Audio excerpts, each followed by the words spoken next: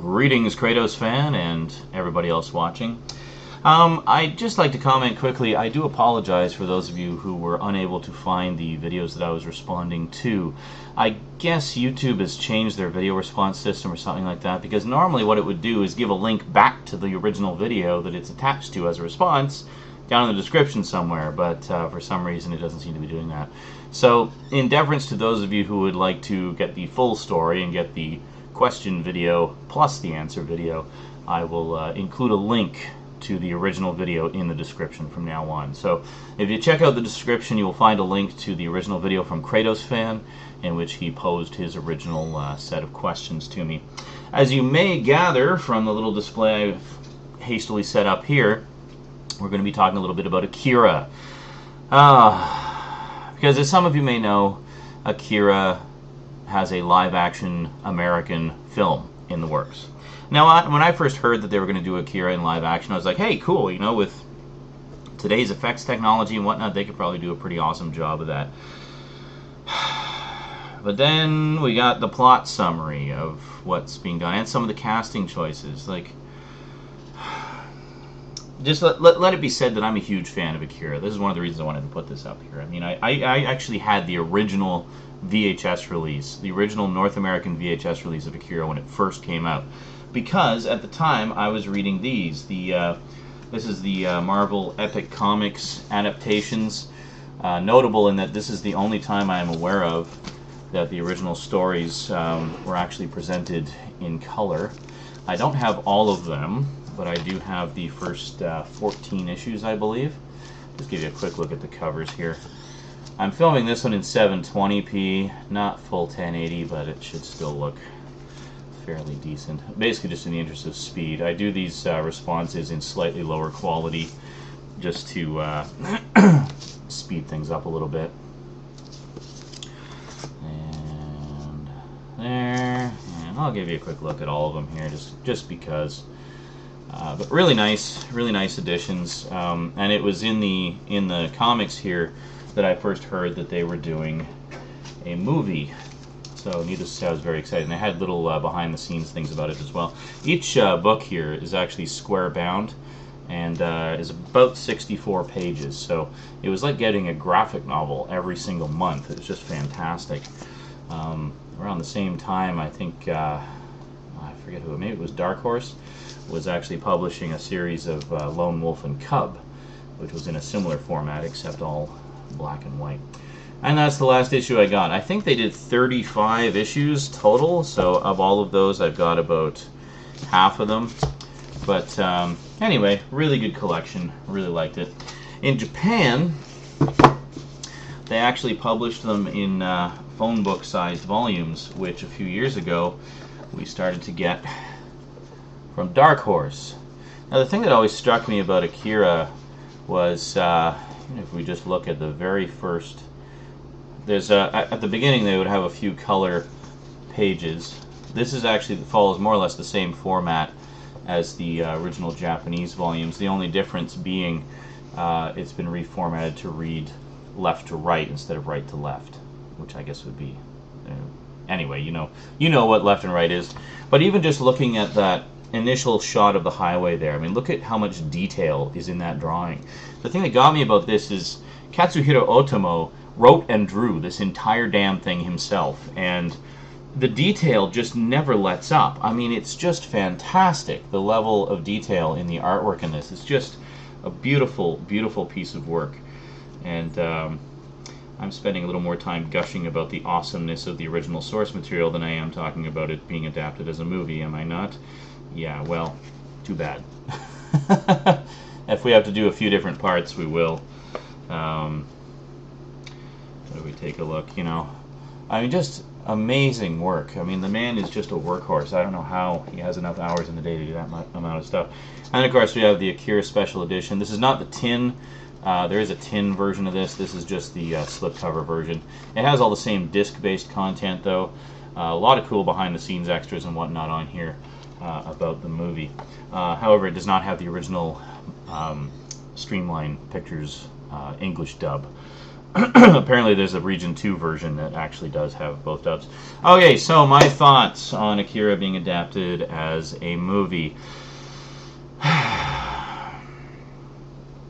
Well, first up, having fucking Kristen Stewart in it. Yeah, believe me, Kratos, you mentioned that you've not actually seen the Twilight films. Yeah, the only way I will watch the Twilight films is with the riff tracks commentary from the old MST3K guys. That is the only way I find it even remotely bearable. But even watching it that way, or as you said, just watching the trailers, yeah, you can tell Kristen Stewart is a horrible, horrible actress with absolutely zero range or acting ability whatsoever. I mean, she's just awful. Absolutely horrible. And I can't believe that they would even consider for a second putting her in an adaptation of fucking Akira. That's bullshit. And to me, that's the sign of doom right there. When you start casting Twilight actors in it, and not even any of the good Twilight actors, because there were a few that were decent, actors in it, but in an adaptation of Akira, why are they putting her in it as Kay, or Kai? It just boggles my mind. I mean, the only reason I can think of is simply for marquee value. And even then, it's going to be such limited marquee value, because honestly, how much longer do you expect there to be any interest at all in Twilight? Most of the teenage girls who started watching it and fell in love with it are growing up and growing out of it very quickly. So that marquee value of that fly-by-night piece of shit Vampire Fest will be gone by the time we see the Akira film see the light of day. The other thing that gets me is, why turn Kaneda into a bar owner and apparently get rid of the whole biker gang aspect of it? The only thing I can think of is thinking, ooh, biker gang's bad, and then doing away with it. But here's the thing, I mean, one of the central themes of Akira is evolution. And there's evolution on a grander scale, like the government conspiracy of trying to harness the psychic abilities of these kids and stuff like that. But there's also just simple basic character evolution. Kaneda starts off as the leader of a biker gang, and then over the course of the story he matures considerably and realizes there's a much bigger world out there. And and the whole thing between him and Tetsuo, with Tetsuo just really wanting Kaneda's bike. Okay, you might think, oh, well, that's not a big plot story, but think of it this way. The main characters in Akira are teenagers. And when you're a teenager, I know, I was one once. When you're a teenager, everything is life and death. Everything. Everything is a crisis. Everything is the be-all, end-all, most important thing in the world. Without being able to go to the mall that day, your life is over. It sounds silly to an adult. And it probably even sounds silly to teenagers, but that's the way we are as teenagers. And that is exemplified in Akira by, well, one perfect example, Tetsuo's obsession with Kaneda's bike. So, here's the thing though, the events that they're thrown into over the course of the story, they all realize that there's a much bigger world out there that they in their small little teenage biker gang world realized, and they're forced to deal with it. But at the same time, what they bring with them is that teenage pettiness. So even when Tetsuo is becoming basically a freaking god, he still really wants Kaneda's bike. It's great because it has all these layers to the characters. So, I mean, everything that they were, they bring with them into what they are becoming, and somehow try to reconcile them and evolve past them, and others just get obsessed with the, it's so complicated and wonderful and beautiful. And the fact that they're a biker gang of teenage punks is a vital part of that story. So now I'm picturing the opening scene of the movie where, Kaneda and the gang are in the bar and they're basically talking a bunch of smack to the bartender. And, it's a nice little scene that basically sets them up as young punks, which is exactly what they are and what they are supposed to be at the beginning of the movie. The whole point of it is them starting off as unlikable punks and evolving, developing as characters. Hollywood, maybe you've heard of this thing called character development. I don't know, just saying. But now I'm picturing that opening scene with Kaneda behind the bar and his brother Tetsuo. Yeah, they're making Tetsuo his brother. We'll get into that in just a moment. But his brother and everybody coming in and talking smack to Kaneda behind the bar, like, it's like, let's completely miss the point of all the subtext of the story, shall we? And then make a movie out of that.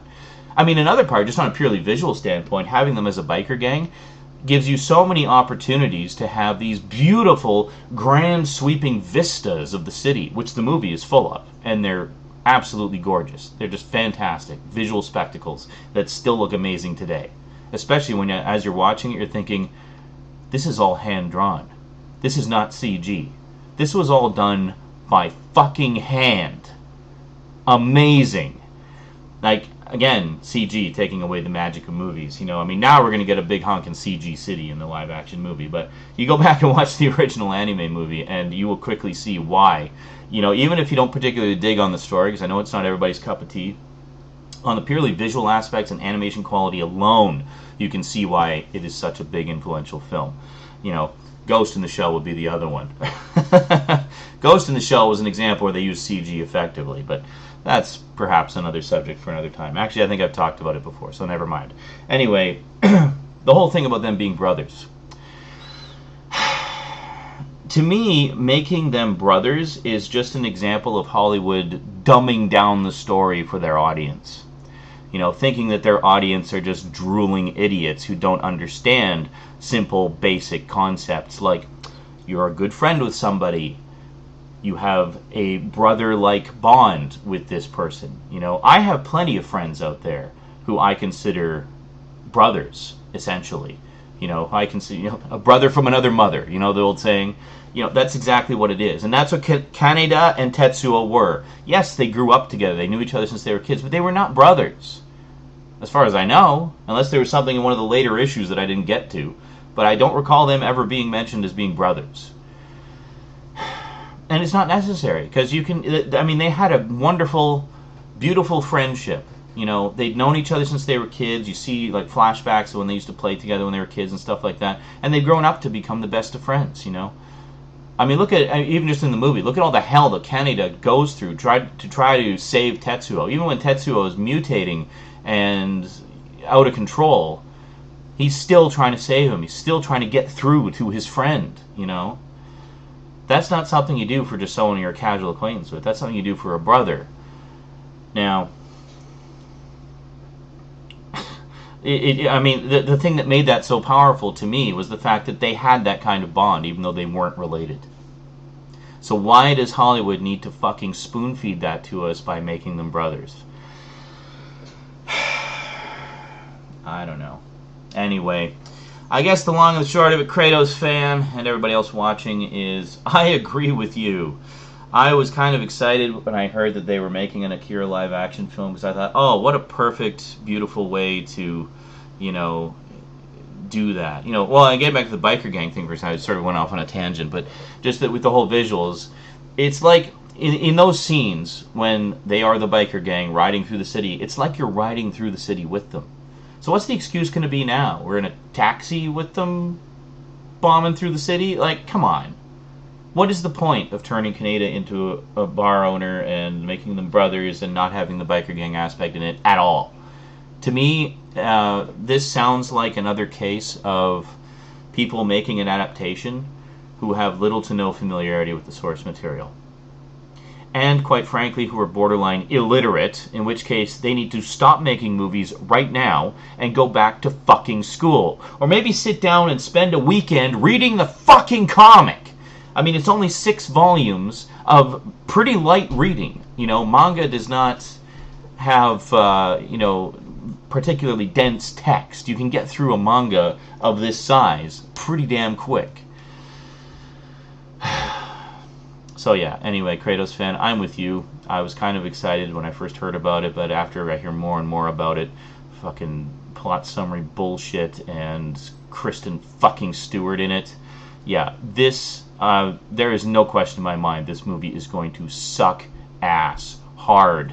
It will be sucking feces out of the person standing next to the person of the movie. It will suck that much ass that hard. It'd be like being the person at the end of the human centipede, sucking ass so hard, you're actually sucking the shit out of the person in the front of the centipede. I'm talking like the 20-person centipede from the second one, all the way through everybody into your mouth. That's how much ass it's going to suck. Well, I see I'm at my time limit. So that is it for me to you. Thanks for watching, and sayonara. And thanks for the question, Kratos fan. That was a good one.